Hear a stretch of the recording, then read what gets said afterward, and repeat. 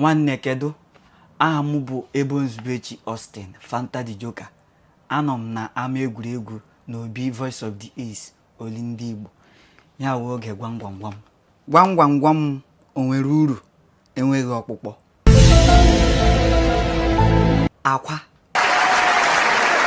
Akwa nwere uru onwe ọkpụkpọ.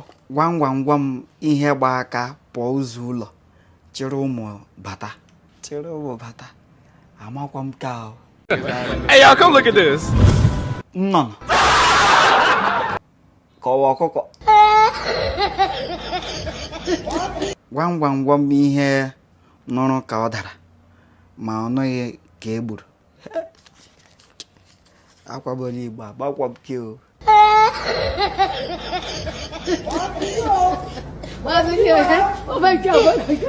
Chineke, lekwe adachala m ihe ụlọ jụọ.